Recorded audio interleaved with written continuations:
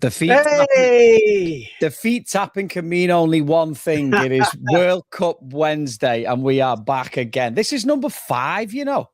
Madness. I'm convinced it's number 5. 5 weeks of absolute mayhem. Yeah, it's been great. I'm Gary. That means 5 weeks closer to USA, Canada, Mexico, 2026. Oh my God, I know. It's going to be here before we know it, isn't it? At least, what is it? Like, I'm counting down the days for school being left. There's about 12 weeks of school left. And then it's going to be here. It's going to be here. But yeah, this is us. This is Gary and Chris. We are in for World Cup Wednesday, part of EPL Cross the Pond. And this week, mate, we are going for France 98. I've been looking forward to this one. It's, I know we talked about the first World Cup you can really remember. 94 would have been great because that was, our teenage years and stuff, or teenage for this one as well. But yeah, we didn't make it. England weren't there, so there wasn't much interest. But 98 was the first one we were not legally boozing me, but we were boozing and we were enjoying it and soaking every single bit of it up, mate. Yeah, I was the same. Like, I think that's the first thing that came to my mind, sadly enough. I mean, I don't think I was old enough then because being a December birthday. But, right. It's like in England, you're allowed in the pubs, aren't you? But I just remember it being the first time we were legitimately allowed in the pub to watch the football because Euro 96 would have been too soon for me and I didn't look old enough anay. But yeah, like really embrace it. You still really, don't know. No, I know, yeah, exactly. There's a bald skin cap. But like it's just embracing the whole event and just being around people who were, being around people in a pub that were older than me that may have experienced this a little bit more as well. Right. That's the one thing that stands out. All the old dogs in the pub who've seen God knows how many World Cups and everything else that went with it. Right. We literally, the saying goes, drinking it in. We literally were drinking this one in. Yeah, no, it was good. It was very good. Well, first question. First of all, if anyone hasn't done it already, because I'm hoping you have, like and subscribe. You can follow us on YouTube, Instagram, or Facebook. We are at EPL Across the Pond. This is, of course, World Cup Wednesday, but we also have Rival Bros on a Tuesday, and we have the EPL preview show on a Thursday with myself and Chris. Timothy and Edip are on a Tuesday. So please get involved. There's plenty of content there for you as well, especially on the Instagram. Typically this week, it's been a lot of me groveling. But if you do have an opinion and you want to just reach out or get involved in the chat or say hello, whatever it is, fire something in the comments. We are on Facebook Live and we're on YouTube Live at the moment. So we encourage you to get involved. It'll get us on track. We love tangents, don't we, Chris? We'll go off on a tangent all day, mate. So... But yeah, have a think about it. The first question, though. Go on then. I'll get me because I want to get into. There's some things about this tournament, and I don't want to give the game away because I've got a feeling we will give the game away if we start talking about it. But the first question of the day, bop into the comments if you've got an answer, is name the 4 nations making their World Cup debut at France 98. So name the 4 nations making their World Cup debut at 1998. See what I like about this. For the people at home that don't understand is Gary does the questions. He's the quiz master. It's not proper dead hard quiz. That's tomorrow. He doesn't tell me the questions beforehand. So I like to play along as we go and test my knowledge. We could have the can you beat the Morgs or something like that as we get further deeper towards the campaign and stuff. But sorry, I digress. Carry on. No, I will say this though, but welcome back. Our boy's back. Yeah, mate. Heavy Kev, where you been? Heavy Kev is back. This is big time for me. Where we're based, Kev? Well, I am actually based in New Jersey, Kev, and Chris is based in Detroit. So we have been trying to solve the mystery of where you're based. So if you want to fire that into the comments, we've been. Yeah. It's like where in the world is Heavy Kev? We did a little bit of homework and stuff. We went behind the scenes and took a look and everything. We did, yeah. We did a wee bit of mini stalking because you got involved so much last week. But yeah, that's the question to start with. What's your first? When you think of 98, we talk about the pub, which is the obvious one because we were just at that age, around 18. But I'll give you a couple of stats, mate. I'll give you a couple of things. It was the first World Cup when there was golden goal. It was the first World Cup, and that caused a little bit of controversy. There always seems to be something. It was the first World Cup where they banned a challenge from behind, if you remember that. Yep. I remember that one. Our boy Kev is in New Zealand. What did I tell you last week? You called that, is it, Kev? He called it, mate. Yeah. He called it. Oh, we're going to have to get him on. He's a Palace fan as well. We're going to have to get him on a Thursday if he can do it. But we'll find that one out down the line. We'll get you a message, Kev. But yeah, I think It was the first one, tackles from behind. Do you remember now as well? You can't do that to tackle from behind. It causes absolute murder. Prior to that, players were going through players, and even a side tackling from the side, that pretty much got quashed, didn't it? Any kind of slide, because at the time they were talking about banning sliding tackles, and that got like poo-pooed and everything. So they did the whole tackle from behind, and it's like anything. We talk about the rule changes with the back pass rule, and how many different versions of the offside rule have there been over the years? And it sounds like next year is going to be even worse. But people having arguments and up in arms about the sliding tackle rule and the tackle from behind. But now, 30 odd years, nearly 30 years later, it's just part and parcel of the game. I know, and you still hear people say it as well. You can't do that. You can't tackle from behind. It just makes It's just an interesting one. But I mean, it does make sense, especially when people were absolutely lifting people all over the show. It was also the first World Cup where you're allowed to make 3 subs. Which is crazy. It's crazy now because I'm sure a lot of people who are newer to football, especially in the US, like they're probably thinking, you look at the weekend in the Premier League. I mean, how many subs can you make now? 5 now, isn't it? And they want to make it to 6. It's 5, but you can only do it in 3. It's a bit confusing. I think it's 5. 3 moments. 3 moments you can make those changes. Yeah, but one moment doesn't include half time. I think. Yeah, but But when you think back to it. It was bigger squads again, wasn't it? There was more people on the bench, but yeah, making 3 subs definitely changed it. Here's one for you, Gary. 28 years ago, what's to say in 28 years from now, rolling subs aren't just part and parcel of a game? There is no full-on subs. You can sub on and sub off as many times as you want.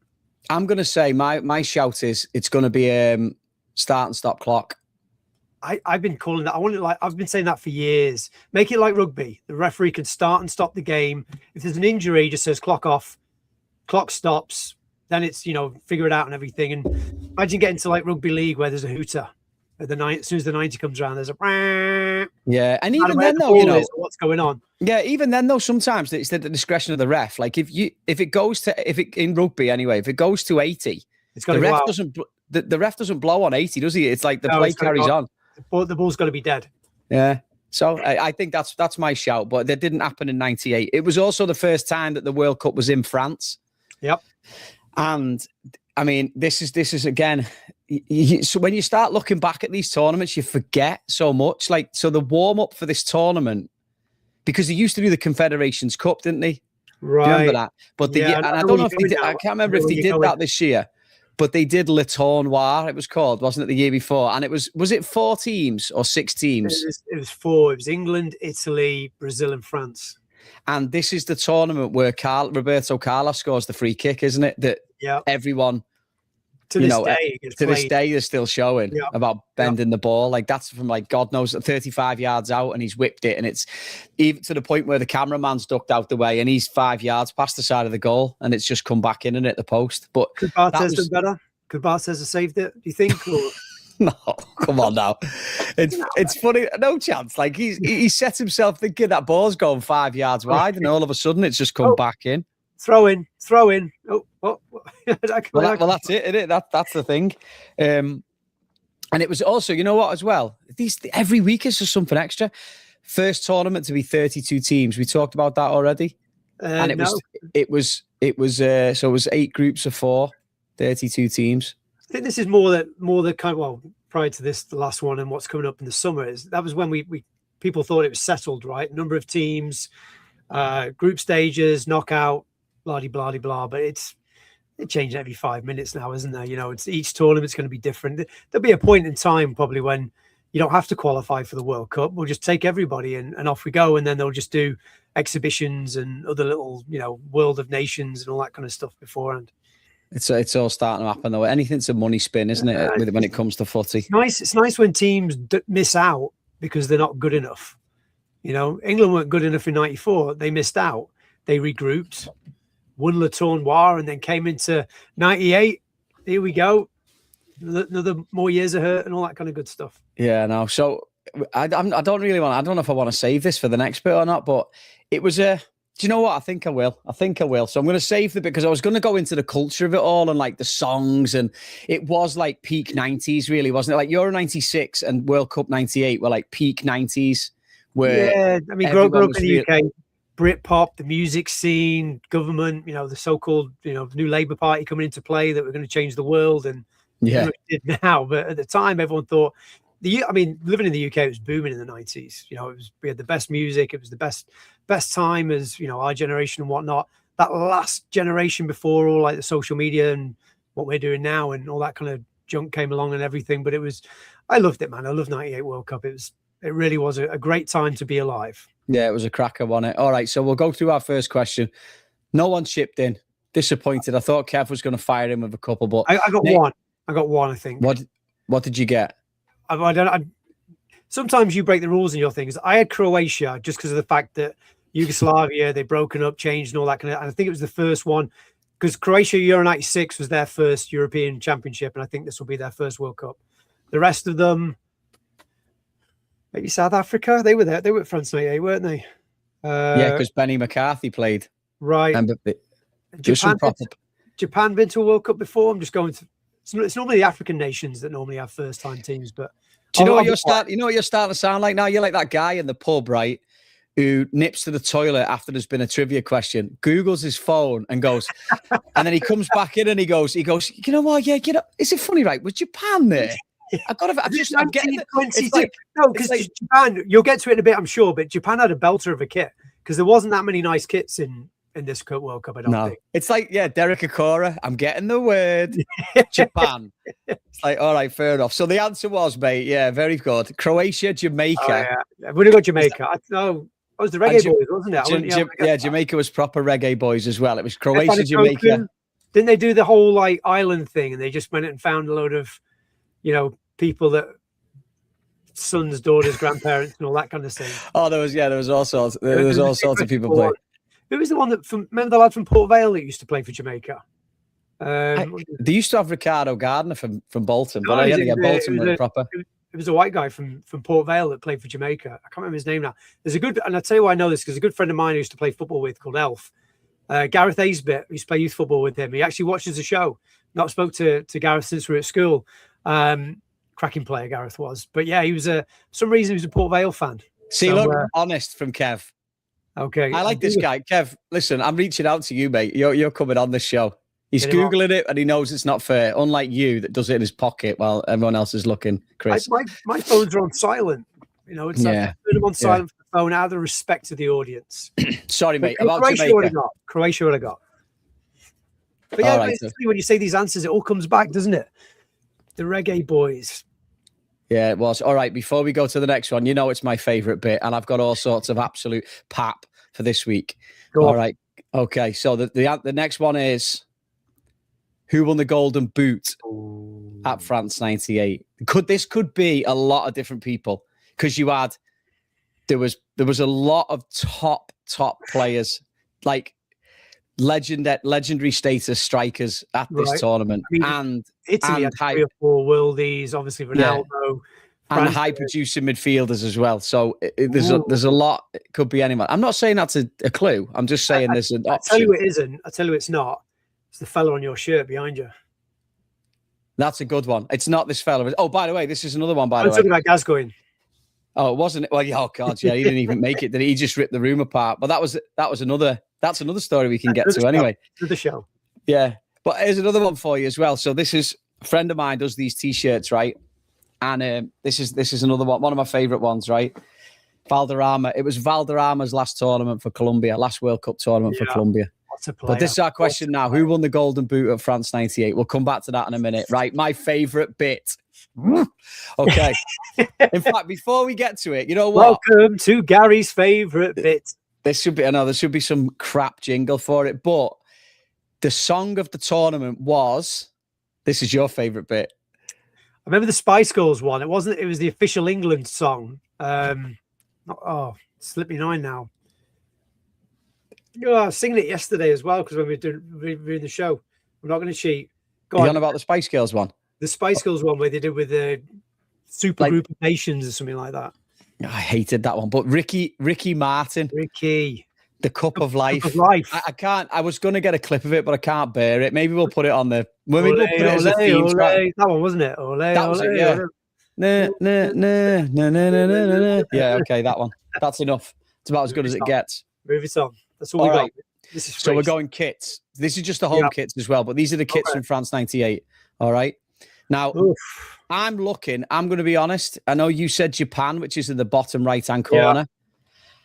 I can't look past Brazil, France, and Holland. I had that USA kit.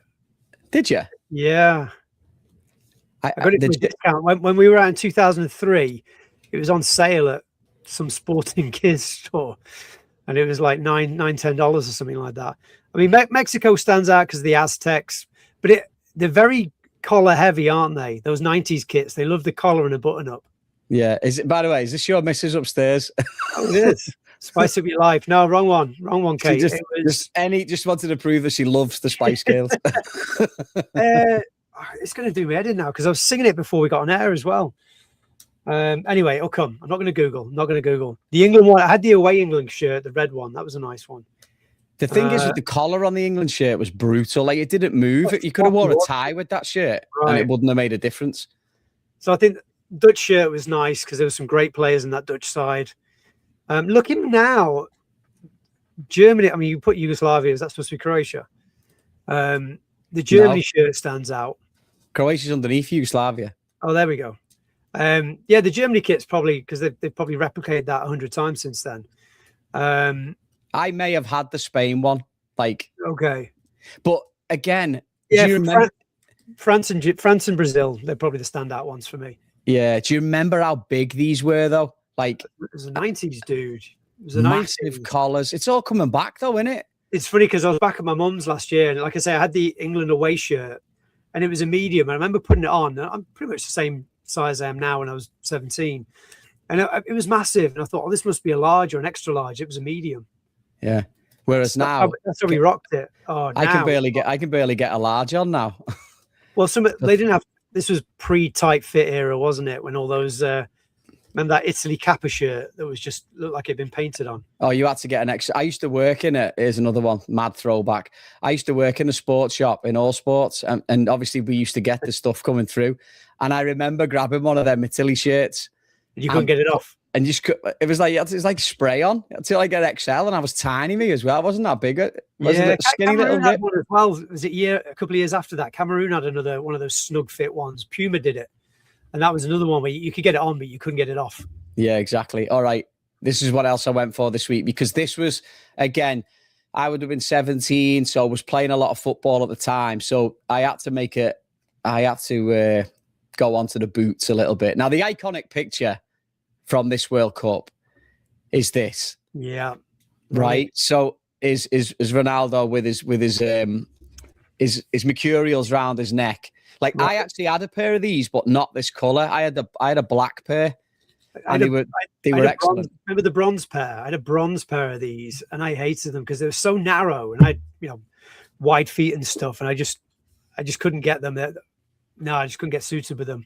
But that was the beautiful thing about the 90s. All these new style of boots and different, flavors were coming out and stuff. So you go down your local sports shop, whether it was prior to the JD, Intersport. Intersports was the big one we used to go down to and stuff. And I just pick up the boots and see them out and everything. And I was an Adidas guy, so I had the accelerators, probably still to this day. And Adidas have replicated them so many times over the years, but those original 98 accelerators, It's funny you say that, Chris. I've actually got a picture, but I will say this. If you went down to Intersport and bought a pair of these beauties, you were getting your kneecaps taken off on a Sunday at that time, weren't you? I remember this is like... Now it's the opposite way around. If you wear black boots, you're a target now. My coach at the weekend of youth football, I remember we played a team once and about this era. Remember the red Puma Kings that George Weah used to have? I just remember Patrick and Bomber wore them for Cameroon, I think in this tournament as well. Well, we played a game around about this time on from a youth football side. And I remember my coach used to say to me, he was like, Morgs, coloured boots. That was the target that, he obviously fancied himself. And that was my message, his message to me to, just leave one in on him. And it's funny now because, you turn up in a pair of black boots now and you're kind of like, laughed upon. You're the outlier, aren't you? I loved these TM Tiempo Premiers that Thingio's got on here. I've actually got a pair in a box that I've still not. I might try and sell them because I'm way past playing. But so let me ask you this, Gary. When you look at those Tiempos, who's the first player that comes to your mind? It's Robbie Fowler used to wear them, but also Cantona as well. I was going to say Eric, yeah. Yeah, Cantona used to wear, but Roberto Carlos. Actually, Roberto Carlos wore Speciales before this. And it's funny, again, that this comes up in conversation because Michael Owen and Shearer both had them. I had a pair of these ones, to be fair. That was a solid boot. Kangaroo leather. Yeah, they were solid boot. They were excellent. They were excellent. And also, oh God, I just love footy boots and stuff like that. Right. If you look on the bottom here, if you look at the bottom. He's got the old school Preds. I had them as well. The Predator Touch. Oh God, they were excellent as well. Mate, the tongue on them was massive. They said made in Germany on the tongue. Oh, mate, they were brilliant anyway. That looks like a nice clean tackle, doesn't it? Oh yeah, it's all above board. It's all above board. That'd be shin pads. That'd be a good question. Name that player. I was going to say Ortega, but it's not, I don't think. No, it's not Ortega. Ortega was a 10 money, I think. Oh, he was at the higher number. Oh, that's for later on. We'll come back to that one later on. That might have been Ortega in that other pick. All right. He had the little mullet. Yeah, he did, didn't he? All right. I'm gonna move on because I could talk about footy boots all day, and there's not enough time in a day. So I'm going to get to the next question anyway. So, question was, who won the Golden Boot at France '98? Let's just go before you push the button.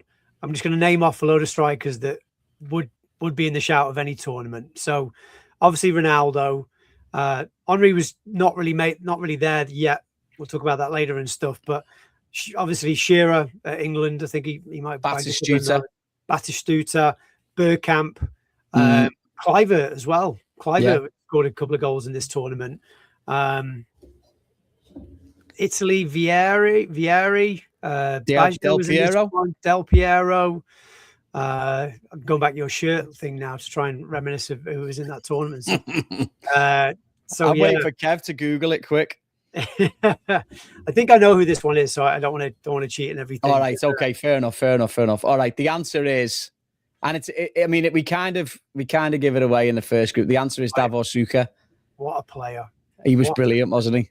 Remember the goal that stands out to me, not in this tournament, was the goal he scored in Euro '96. The chip when he chipped Schmeichel from I think it was at Sheffield Wednesday's. I was going to say to you, I was just going to say, what ground was that at? Oh yeah, he's chipped the keeper outside of the boot, just a little flick, and Schmeichel at the time, one of the best goalkeepers in the world, just no man's land. Just watches it go over his head. Great kit as well. That Schmeichel goalie shirt as well. But it was. Oh my God, great player. All right, so we're going to get to the matches a little bit now as well, because there is a few. But before we get to some of these matches, next question. Go on then. Fire in. Who scored the first ever golden goal at World Cup '98? Now, this was a bad one, wasn't it? Because golden goal was the first time it came out. Everyone was, it's divided opinion. Would you like to explain to the listeners now, because it no longer exists? Yeah, so it's essentially, it's funny. You know what's quite funny? Been coaching in the US for a very long time. It's still used at high school now. So in high school football games, soccer games now, girls and boys, it's used now. So golden goal, basically, the game finishes 1-1 after 90 minutes. They play extra time. But if there's a goal in extra time, the game's over. So sudden death, like in hockey or in high school soccer, they've just taken it away from college soccer in the recent years, purely because it's just draining teams.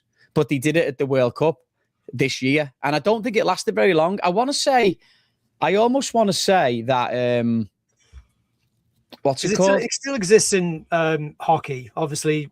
In the Olympics, Winter Olympics, the US Olympic hockey team just beat Canada, golden goal rule. Men's and women's, I believe. They both score golden goals things. But you know what it reminds me of, guys? It reminds me of like when we were kids and stuff, and you're playing down the park and you divvy the teams up, and one team's always like 6-7, 8-0 up.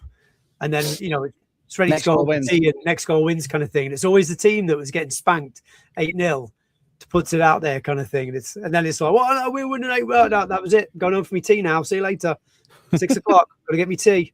Yeah, no. It was, I just find it very difficult. Like from a coaching perspective, I found it difficult because you could wear a team down, and play really well and not be the better team, be the underdog. Get yourself to a point where you've drawn the game, and then a team can come in. Tactics, isn't it? The amount of times I've seen teams come in and score in the first minute of extra time, and the game's over. You know when I thought they'd get rid of it? If you go back to Euro '96, the final, very one-sided game. Czech Republic against Germany. It was all Czech Republic. Poborský had a couple of chances, and a few other players that could have gone on to win it. Germany hold out, no real chances, and then they get the goal against the runner play in overtime or extra time, or whatever you want to call it. And I thought after that, it's just not right. And then they bring it into the World Cup, and here we are. But I digress. No idea, Gary. Absolutely no idea. Any clues? Or are you going to do it later? We're going to get into it. We'll get into it. Yeah, we'll go through it, and we're going to go through some of the games. You don't give a clue, do you? You don't like to give a clue. Of course not. Listen, no, it was at France. It's funny. Kev's back in again. I love Kev for this. Kev's back in again. He goes, all I can remember is final and Kalina the ref, because Kalina did ref at this tournament. Right. But this is the point of this. This is kind of why we do this, isn't it? You go back through the archives, you look at stuff, and you just remember. All of a sudden you remember games. Like even today, going back through things in preparation, you're looking at the boots, and you're like, I can't believe those boots are nearly 30 years old. Makes me sad. When I was back at my mum's a couple of years ago, I don't go back to the UK as much as I used to. You enjoyed it, but there's some bugger cutting concrete outside. I don't go back to the UK as much as I used to. When I go back, it's like, my mum's house is pretty much untouched from when I was a teenager and whatnot. And she was like, okay, there's a load of football stuff in the garage. We, go and throw it out or go through it. And it was all my boots from like the 90s and the early noughties and stuff. And you can't get rid of them. You just can't get rid of them. I had some belters in there and Valsport. Remember Valsport? Oh, mate, don't even start with this. Kelmers as well. The Kelmers that Mendieta used to play in. I had a pair of those Kelmers. They were badass. Do you remember that bit about 5 minutes ago when we were talking about boots and you didn't say nothing? And now we've gone to the games and now all of a sudden you just piped up. No, I know, but it is the point. I'm blaming Kev. Yeah, he threw me. He threw me off with his construction workers outside. You know what the group of death was? I fear the group of death in this was. Listen to this for an absolute beast. Was it France's? Because they were the hosts. They lost their first game, didn't they? Listen to this one. Holland, Mexico, Belgium, South Korea. Now, Belgium didn't get out the group and they didn't lose a game. So last week when we were talking about England in 82, they drew all 3 games but didn't get out the group. Holland won the group and they were actually voted the most entertaining team of the tournament. Yeah. And I mean, it's funny that the 2 games that I've written down for this tournament were Argentina, Netherlands. Right. Which for me is one of the best goals I've ever seen in a World Cup final, in a World Cup. Yeah. In the final stage, which was this one. Dennis. I mean, if anyone hasn't seen this goal, is it Ronald de Boer hits a ball about 60 yards, cross-field pass. He takes it down with one touch and then buries it. And this was a golden goal as well, wasn't it? Yeah, I had a pair of those Reeboks as well. Remember those red Reeboks? Giggsy wore them as well. Yeah, I do. It's killing me now. There's that number 2 again for Argentina. If anyone's watching and knows who that is. That's Ortega, man. I think that's Ortega. Ortega was a little number 10. This fella was a well-known centre-back. I want to say he's Ayala. Oh, yes. Great minds. Yeah. Honestly, that's worth the subscription alone. Come on, sign up. God, that was amazing. But he's brought this ball down, pulled it out the air, and just in one, he's like, it was... Remember the goal he scored against Newcastle? It wasn't quite the same as that, but he's brought it down. Leicester. He scored a belter against Leicester, you remember? Yeah, he's brought it down against the Ayala there, because now we know his name, and he's rolled him and hit it with the outside of his right foot into the goal. Oh, amazing. If you get a chance to go and watch it. What was the keeper? Roas? It could have been Roa, mightn't it, in goal?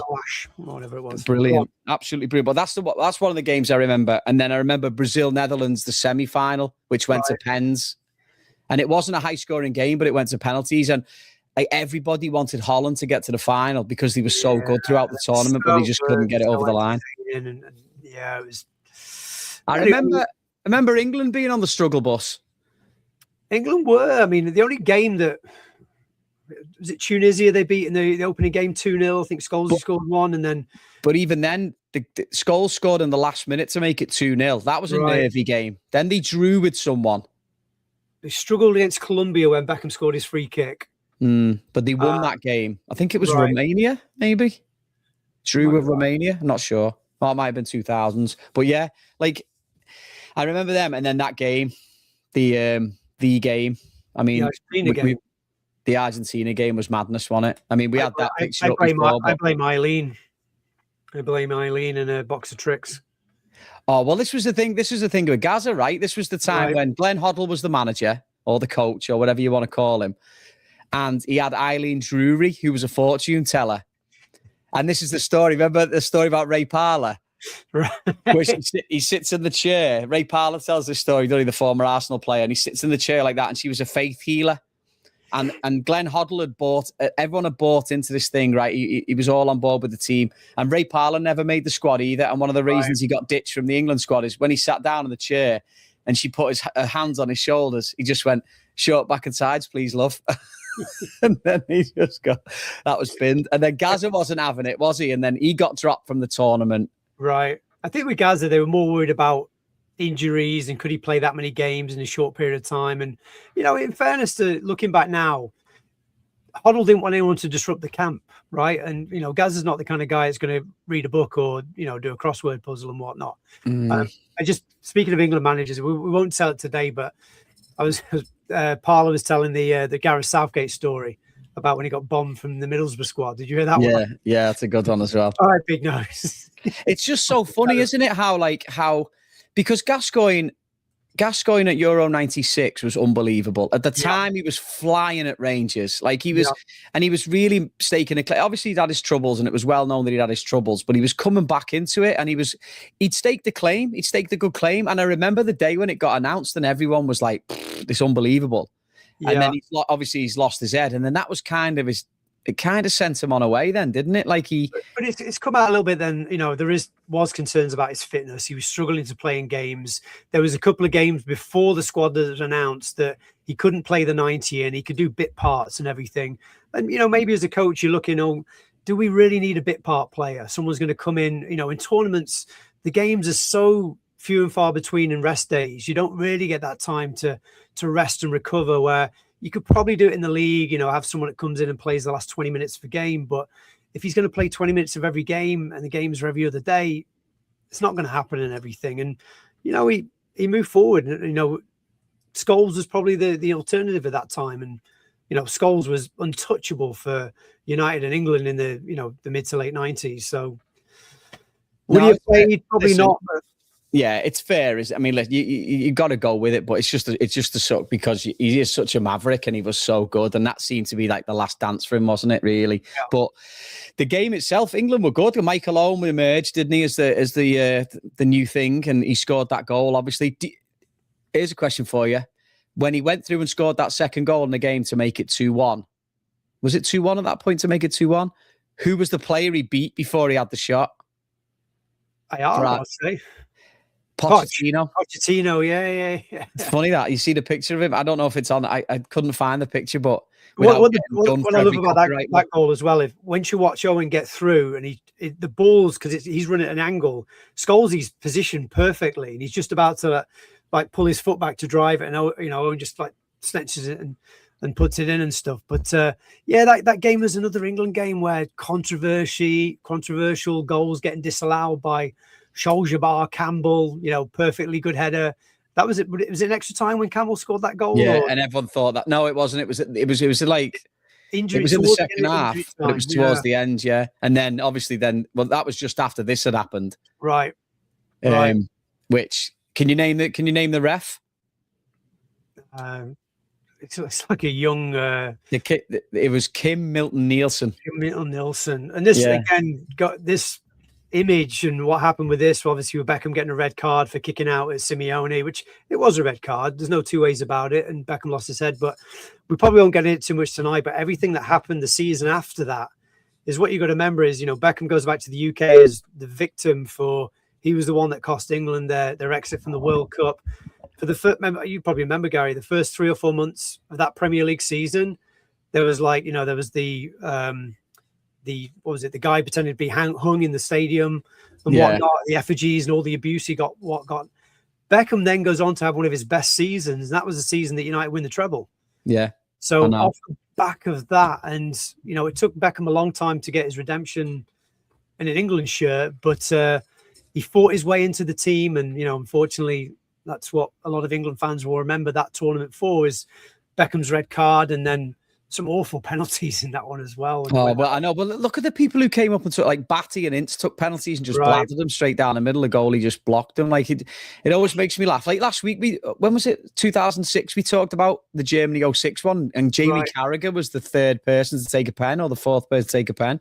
It just baffles me sometimes. Yeah, but I mean, Ince. I think people forget how good Paul Ince of a football player was. Maybe by the time he got to Liverpool, he's a little bit past it, but early 90s, Ince at United, him and Robson in the middle of the park were just unbelievable.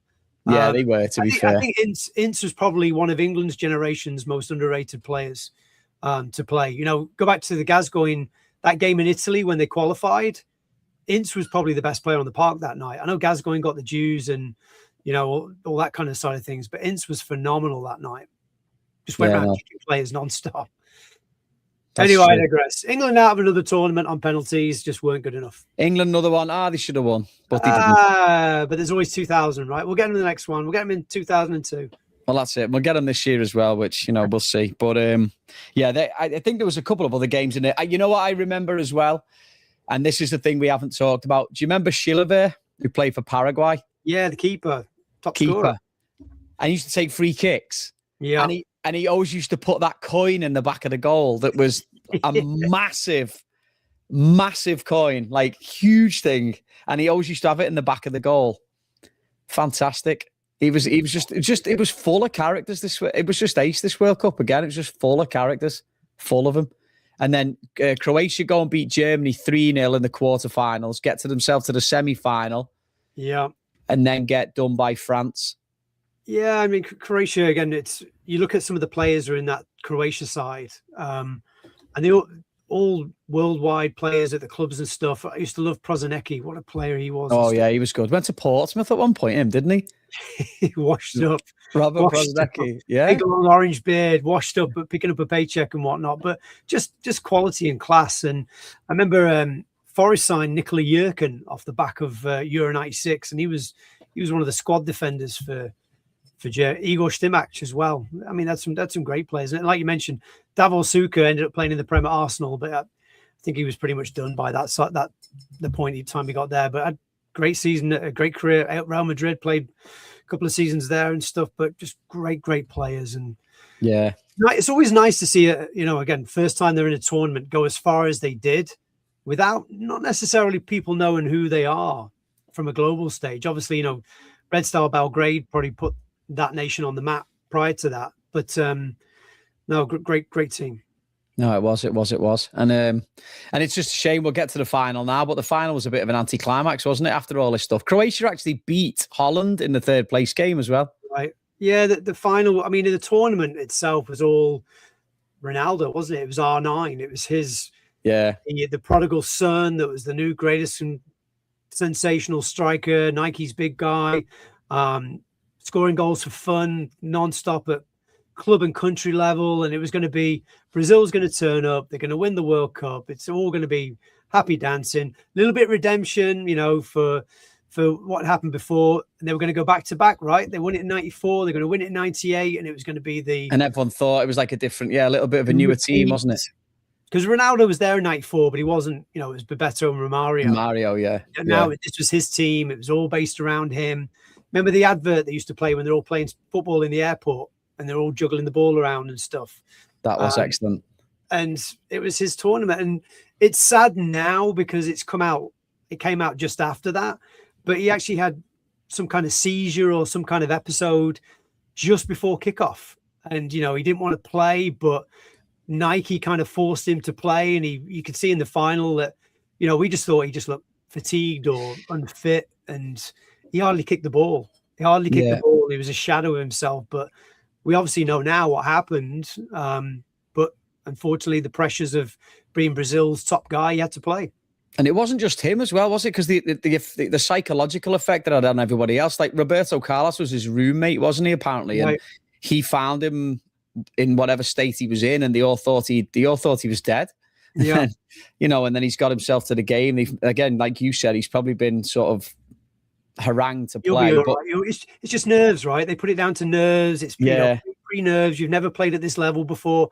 Well, he's been banging goals in for fun for PSV, for Barcelona prior to that. So it's not got a problem with playing on the big stages in front of 80,000 or 100,000 people, but it happened. And that Brazil team they had a few experienced players, your Taffarel, but there's still a lot of young players on that team.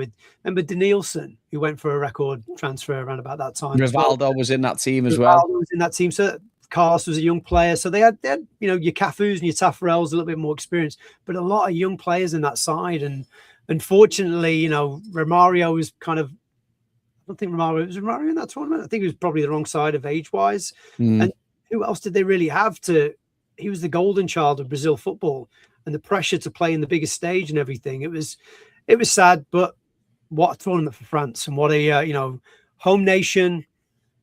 And it was just one-sided traffic in the final. Well, that was it. And Zidane scores the 2 goals, and then Petit gets that one on the break, doesn't he, in the second half, and then it's over. It's funny, though, you mentioned this as well. Thierry Henry, when you think about that, we talked last week, didn't we, or the week before, about players that get moves off the back of tournaments. Thierry Henry was a youngster playing for Monaco.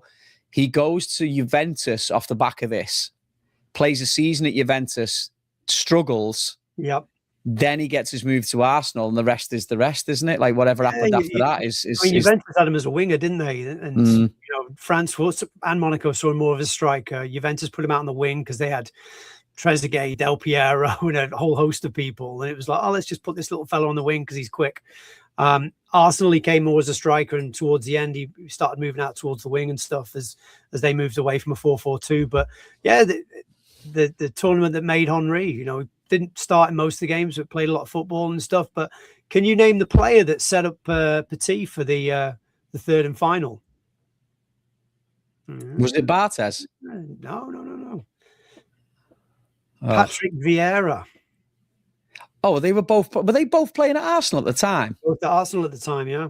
Yeah. Arsenal at the time, so yeah. I thought I was going to say Barthez, a big kick out of his hands. No, and the one thing people forget about the final as well is Marcel Desailly got sent off. Imagine if France had lost that probably would have come to a highlight of Desailly getting sent off in the final, but because he didn't and they won, nobody really thinks about it and stuff.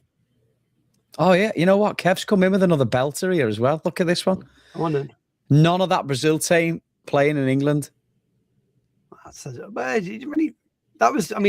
It was, well, it's an interesting point though, isn't it? Because there wasn't many people at the time. I mean, there was, but it wasn't like. How many South Americans were playing in the Prem at that time? Probably none. There's one for you. We'll save this for the proper Dead Hard. Who the first 5 South Americans to play in the UK? Well, don't tell them now. We'll tell them tomorrow. All right, because you can go back to Mirandinha. That might be one. I'll have to look at that. Technically not in the Prem though. Oh, and you know that's me. Why it's a proper Dead Hard quiz, Gary. I know. Proper Dead Hard because people don't read the question. No, I know, like me, and I get some wrong, and that tomorrow's going to be a lot of groveling. All right, listen. So we got the iconic picture. Deschamps lifts the trophy in the Stade de France, which, by the way, is an unbelievable stadium. I went there a couple of years ago, sadly, for the Champions League final that we didn't win. But it's an unbelievable stadium. It was a new stadium at the time as well. So they get the win. It's an iconic photo. France win in their home country. But I've got so many questions left, and I didn't get time to do them. So I'm going to finish off. Before we finish off, I'm going to go, who scored the first ever golden goal at World Cup 98? I've got no idea on this one. No idea. I do remember this one, in fairness. I do remember who it was. And it is interesting. It was Laurent Blanc. Oh. They beat Paraguay 1-0 in the last 16, and he scored the goal to knock our boy Chilavert out. And it's funny, though, because remember, Laurent Blanc wasn't playing in the final either because he got booked second yellow in the semis. For a dive. Yeah. Laurent Blanc diving, though. The guy could barely turn. It's unbelievable. Unbelievable. What But we got? Is that it? No more questions? No, nothing else? I've got one more if you want it. It's a quick one, though, so there's not really much time. All right. Go on. I'm going to fire it off anyway, because you never know. All right. What was the name of the France 98 mascot? I love me mascots. I know this one. I know you do. I know you do. But yeah, that was it. You know what? A couple of interesting facts for you as well. Netherlands voted most enjoyable team or most entertaining team. Michael Owen got young player of the tournament. Barthez got golden glove. I want to say Ronaldo got player of the tournament. Ronaldo got player of the tournament, even though he wasn't in, there wasn't a factor in the final. And obviously Davor Suker got the golden boot. And the name of the mascot, Christopher, was Futix. The rooster. Futix, the rooster. That's proper Northern England pronunciation of it, isn't it, as well? Rooster. Futix, that flying thing. Right. So let me do this before you summarize everything up, Gary, because each week what we like to do is Gary and I go backwards and forwards on the text and everything, and we pick a World Cup we like to talk about. And I want to put it out there for all the viewers and listeners, because there's probably thousands of you right now saying, I want to do this one, I'll do that one. So put it in the chat, drop us a DM on Instagram or Facebook or whatever you want to do. If there's a World Cup you want us to feature, we like to go back in time. We like to look at the ones before we were born. I know we look pretty young for our middle-age looks and everything, or actual passport date of births. If there's a World Cup you want us to talk about, let us know what it is, and we'll do a damnedest, and we'll put it in the what do you call it, the pipeline. Yeah, we'll get it on the list, and we'll talk about all of them. We'll talk about all of them. We'll get there before USA, Canada, Mexico. I've got my USA shirt. I've ordered it, kid. I've ordered the USA shirt. I'm going all in. None of Which this one? The black one or the red and white one? The red and white one. I like the black one. I might get the black one, but none of this. I'm tired of this malarkey stuff. I'm tired of 40 more years of hurt and all that kind of jive. I'm going all in. USA. You're the citizen. I'm just I'm a mere guest of this country. Yeah, I am the citizen, aren't I? Well, I've got my USA shirt. We'll see what happens with it. Maybe I'll wear it for next week. There you go. But that has been us for this week. Thank you for watching World Cup Wednesday. As always, like and subscribe on YouTube. Follow us on Instagram or Facebook at EPL Across the Pond. # World Cup Wednesday for this week. We will be back tomorrow with the Thursday preview show. And for those of you who watched last week or seen any of the clips, you will know that I will be eating countless amounts of humble pie. But I have been Gary. That has been Chris. And we thanks very much. And we'll see you next week, or we'll see you tomorrow. Yeah, good night, guys. See you tomorrow. Cheers.